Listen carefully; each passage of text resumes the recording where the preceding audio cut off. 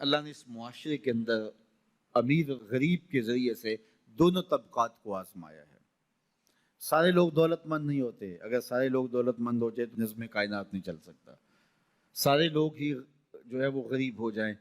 تو پھر بھی نظم کائنات متاثر، اس نے اوپر نیچے رکھا ہے، یہ اس کا نظم ہے۔ تو یہ آزمائش ہے عمرا کی، ان کو دولت دے کے آزمایا، اور غریبوں کی آزمائش ہے کہ ان کو جو ہے وہ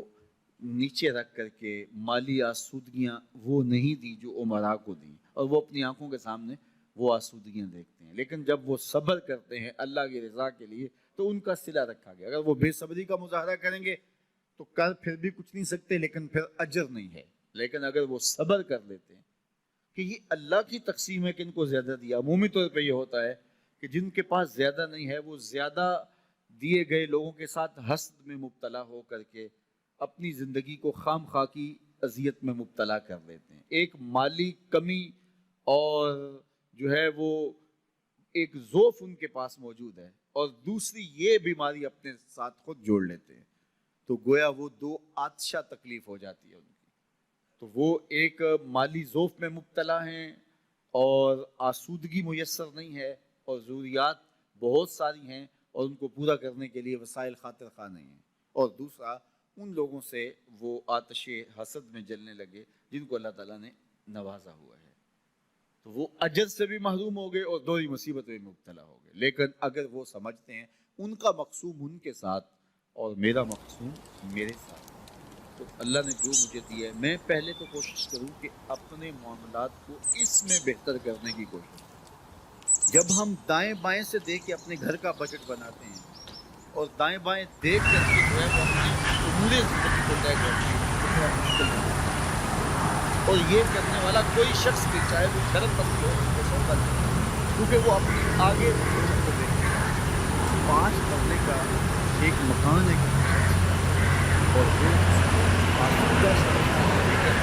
اگر وہ اپنے رشتے داروں اپنے دوستوں کو دیکھے کہ وہ 2 کنال کے بنگلے میں رہ رہے ہیں تو وہ 5 مرلے کا مکان سکڑنے لگے گا، اس کو تنگ لگے گا، اس کے اندر اس کی سانس گھٹنے لگے گی۔ لیکن اگر وہ دیکھے کہ میرا فلاں رشتہ دار 3 مرلے کے گھر میں رہتا ہے وہ بھی کرائے کا ہے، تو اس کو وہ گھر ہی محل دکھائی دینے لگے گا۔ اس لیے میرے حضور نے فرمایا کہ اپنے اوپر دیکھو گے تو اوکھے ہو جاؤ گے۔ انظروا الی من هو اسفل منکم، فرمایا اپنے نیچے دیکھو، نیچے دیکھو گے تو زندگی سوکھی ہوگی، اوپر دیکھو گے تو زندگی اوکھی ہو جائے گی۔ اس لیے تمہیں جو دیا گیا اس پر مطمئن رہنے کی کوشش کرو، اس سے اجر بھی ملے گا، اور پھر اپنی چادر کو دیکھ کے ٹانگیں پھیلاؤ گے تو آسودہ رہو گے۔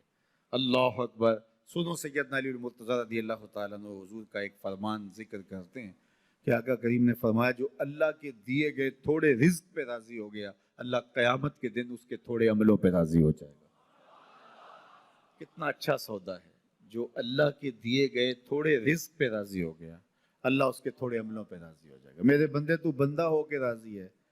تجھے ضرورت تھی پھر بھی راضی ہے، تیرے بچوں کو دوا چاہیے تھی،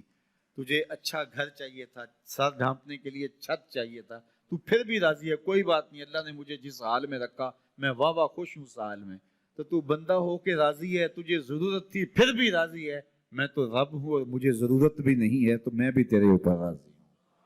تو اللہ پر راضی ہونے کا جو فن سیکھ جاتے ہیں وہ زندگی گزارنے کا فن سیکھ جاتے ہیں۔ تو خام خواہ اپنے آپ کو مشقت میں ڈالنے کی بجائے جو میسر ہو اس میسر پر اللہ تعالیٰ کا شکر ادا کرنے کی عادت ڈالنی چاہیے، ورنہ اس سے بھی زیادہ تکلیف آ سکتی ہے، تو پھر یہ ماحول اور یہ حیثیت انسان کو جنت لگے گی۔